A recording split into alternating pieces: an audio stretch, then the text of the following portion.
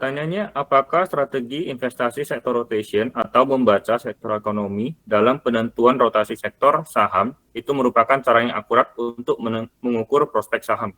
Itu aja sih Pak Teguh. Mungkin contohnya bagaimana ya? Itu kan secara teorinya. Contoh, oke.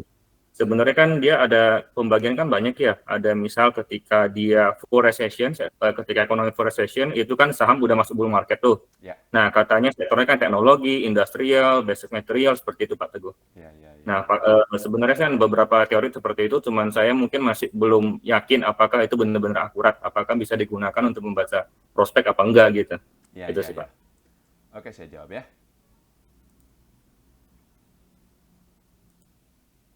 Intinya gini, Bapak Ibu sekalian, ya. Kalau berdasarkan rotational sector, ya, maka saham-saham di BEI itu secara garis besar memang terbagi jadi dua kelompok. Yang satu adalah saham-saham non cyclical, dan yang satunya lagi adalah saham-saham cyclical. Saham-saham non cyclical ini jumlahnya minoritas, sedikit, Pak Rudi, yang memang kinerjanya bisa kita harapkan bagus terus, nggak ada siklus-siklusannya gitu loh. Pokoknya tumbuh aja terus. Contohnya apa? Consumer goods, ya, perbankan, dan satu lagi sebenarnya ini, teknologi. Teknologi itu naik terus kok, nggak ada siklusnya. Emang ada gitu siklus misalnya di mana kita banyak pakai internet, lalu tahun depan kita stop nggak pakai internet sama sekali? Kan nggak mungkin.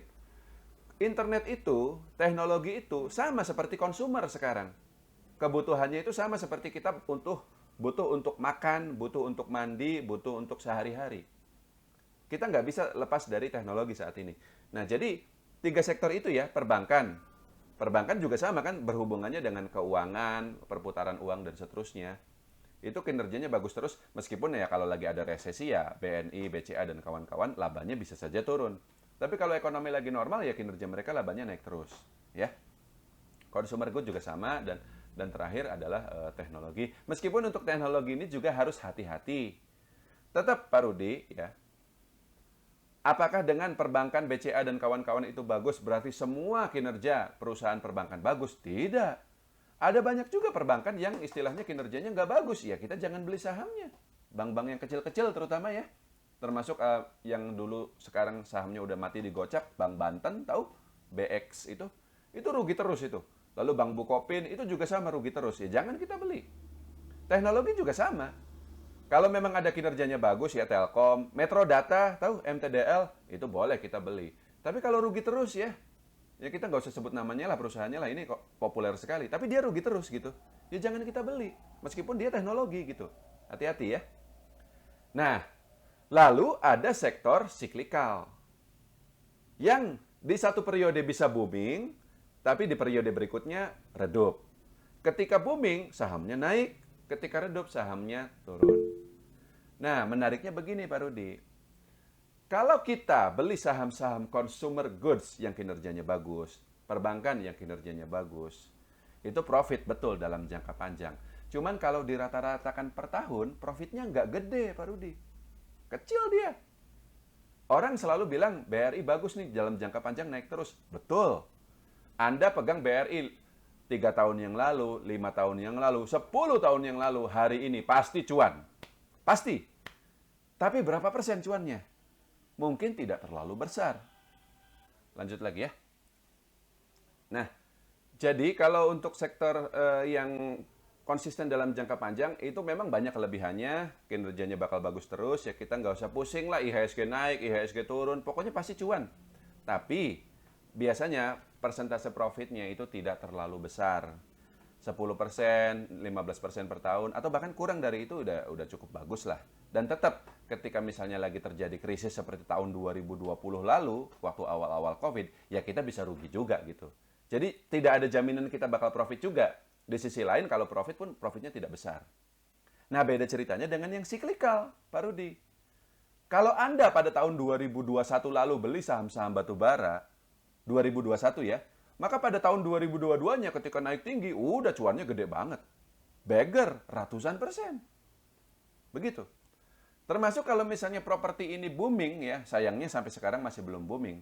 Tapi kalau dia booming itu ratusan persen juga gitu. Dan itu datang silih berganti. Dan kita bisa bisa apa namanya berusaha menebak sektor apa yang kira-kira berikutnya bakal booming, meskipun ya karena ini jatuhnya memprediksi ke depan, membaca prospek. Beda ya dengan katakanlah menganalisa laporan keuangan. Kalau laporan keuangan kan datanya sudah ada. Jelas itu, labanya naik berapa persen, ekuitasnya naik berapa persen. Kalau kita membaca prospek, artinya kita berusaha memprediksi kinerja perusahaan ke depannya bagaimana. Namanya prediksi, bisa benar, bisa keliru. Seperti itu. Tahun ini, tahun lalu 2022 ketika saya bertaruh di batubara, profit gede Pak hasilnya. Tapi tahun 2023 ini ketika saya mencoba bertaruh di properti, sayangnya sampai sejauh ini hasilnya masih belum maksimal seperti itu. Malah beberapa malah rugi seperti itu.